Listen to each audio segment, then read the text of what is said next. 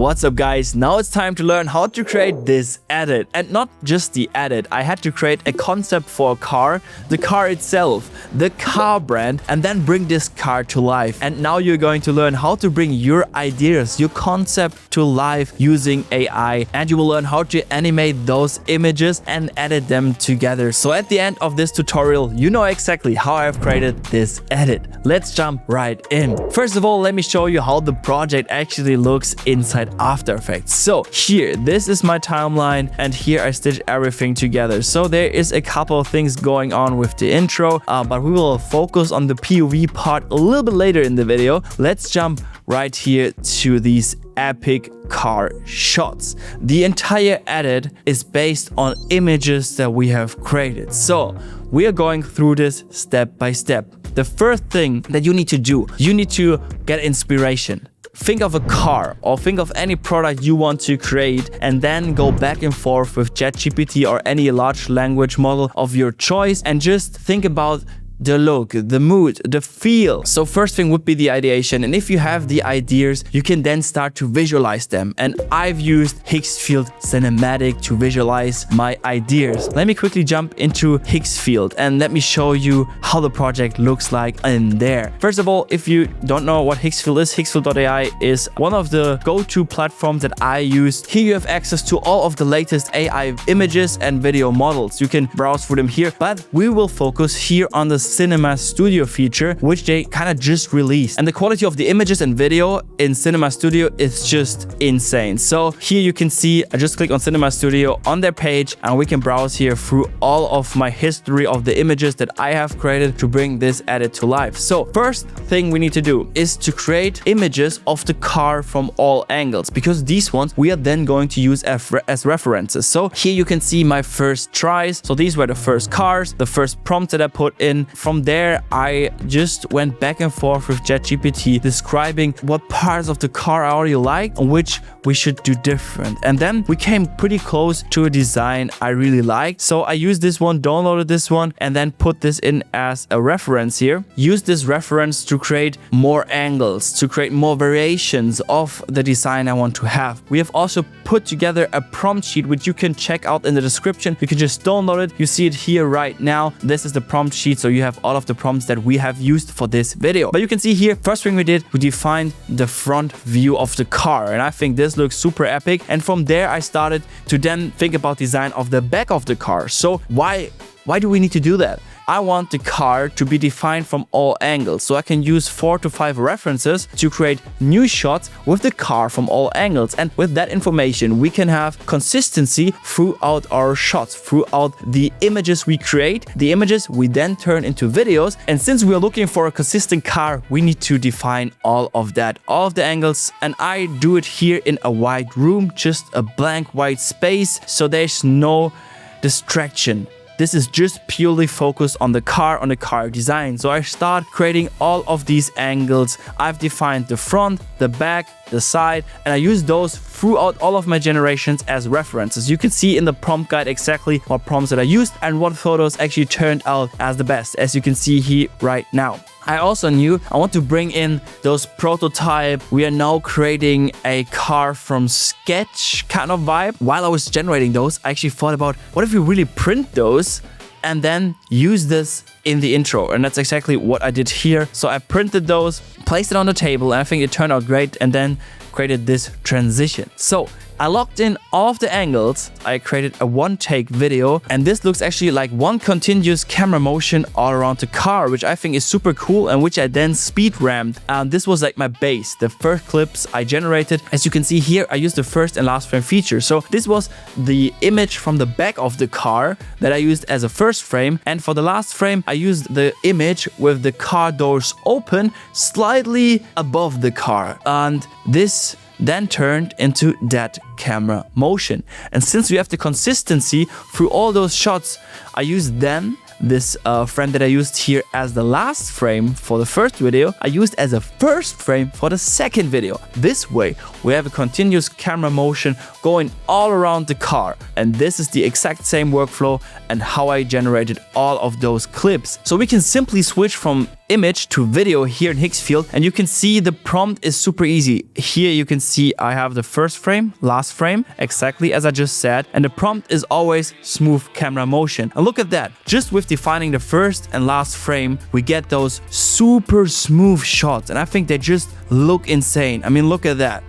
This is so epic, and I just stitched them together here in After Effects, one after another. So yes, this is exactly how I have created all of those shots and then just stitched them together. And jumping back into my main composition, you can see here I created speed ramps. If you don't know what's a speed ramp, check out the tutorial here on the page. But here you can see if I solo this layer, this is just speed ramps of the car. And I think this looks so amazing. I have just the main composition here, they're all in comp, where are all the clips stitched one after another, and those ones I now just speed ramp for the seamless camera motion. This is how you create the car from all angles and actually use those angles to create a super sick video. But we didn't stop there, because I also wanted to bring in the power of the car, right? To see the car in action. So what I did, I used those references and thought about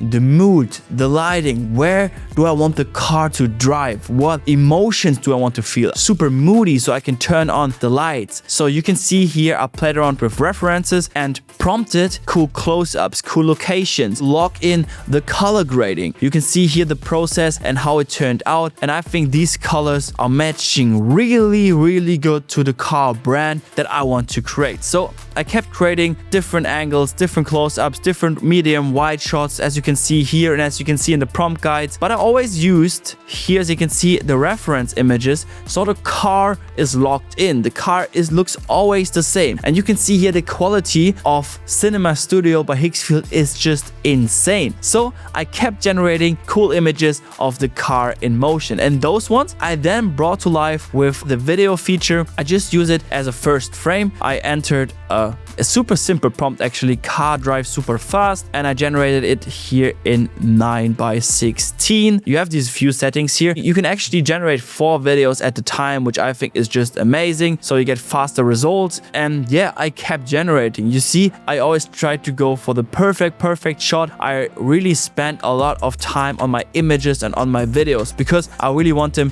to be perfect, to look really on point. You can actually also turn on generating audio here as well, which helps because you want to hear the engine, the sound. I like to do the sound design at the last step if the video is done, but I want you to know that you can save time with just generating the sound effects as well. So in the first step I always do before stitching the edit together, I'm looking for good music, because then I can actually start editing on the beat. So we have a nice rhythm, we have a nice flow. You can see here, this is all edited on the beat. So these shots are just placed, as you can see here, just above my edit. So this is simply just a shot that I placed above the baseline that I have created with the Studio Robotic shots. So this is literally it. This is literally how I created the edit. Of course, sound effects make a big difference here.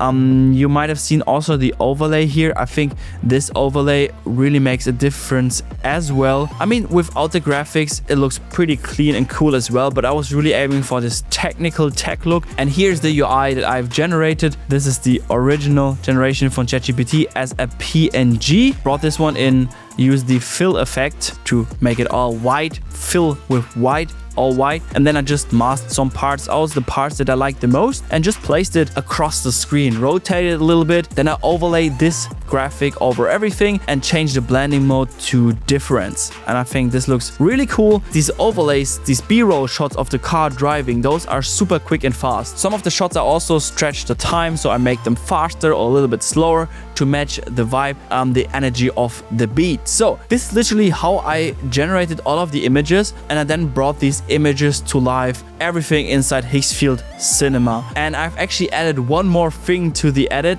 these overlays here. You can see those make everything so interesting. So without the overlays, it doesn't look that cool. So I turn this one off as well.